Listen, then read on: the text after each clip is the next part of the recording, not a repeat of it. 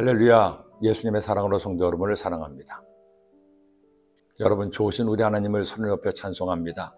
주님이 주시는 소원에 따라 여러분과 함께 말씀을 묵상한 것이 벌써 1000일이 훌쩍 지났습니다. 목사임에도 매일 말씀을 묵상하고 영상을 제작하여 나누는 것이 결코 쉽지가 않았죠. 어느 때는 마치 산통처럼 나아야 할 묵상의 말씀 때문에 힘들기도 했습니다. 그러나 사실은 그 고통과 힘듦보다 더 큰 기쁨과 감격이 있었습니다. 죄종으로 평생을 살아왔어도 하지 못한 말씀을 통한 성도님과의 교제를 할 수 있었기 때문입니다.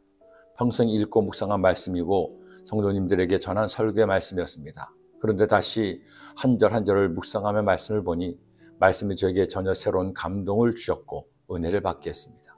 사실은 성도님을 위한 묵상이 아니라 저를 위한 묵상이었음을 알게 되자 말씀을 묵상하고 전하는 것이 더는 부담이 아니었습니다. 저의 기쁨이 된 것이었죠. 사도 요한은 소아시아에 있는 7교회에 대한 주님의 말씀을 받아 기록했습니다. 성령께서 교회에게 하시는 말씀을 기록한 것이죠. 그렇게 말씀을 기록한 사도 요한을 성령께서 하늘로 부르셨습니다. 그리고 놀랍게도 하늘의 예배를 보여주시는 겁니다.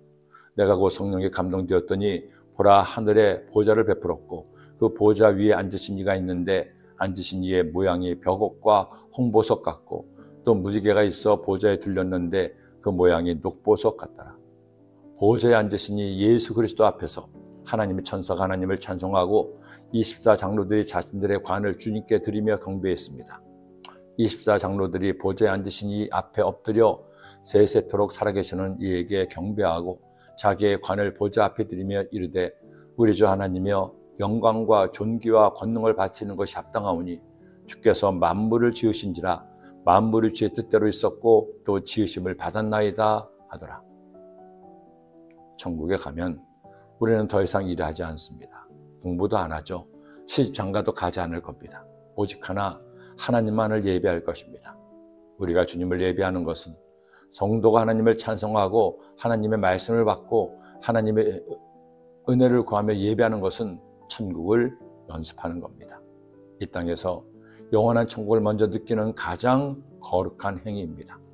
우리가 주님을 믿으면서 예배의 소중함을 잃어버리고 소외하게 되면 필연적으로 믿음은 식어지고 우리는 하나님에게서 멀어집니다. 사랑하는 성도 여러분, 주님을 믿으면서 예배보다 소중한 것은 없습니다. 물론 삶의 예배도 중요하죠. 우리의 삶이 주님을 기쁘시게 하는 삶이 될 때 그 삶이 예배가 전도가 되고 주님의 기쁨이 됩니다. 그러나 그런 삶의 예배를 드리기 위해서는 반드시 성전의 예배가 회복되어야 합니다. 저를 비롯한 우리네 보통의 그리스도인들은 예배를 통해 은혜 받고 도전받고 기도함으로 능력받아서 자신의 삶이 예배가 되게 할 수 있기 때문입니다. 오늘 만난 이들을 축복하세요. 당신에게 반드시 좋은 일이 일어납니다. 예수님 믿고 천국 가시고 하나님을 예배하세요. 기도합니다.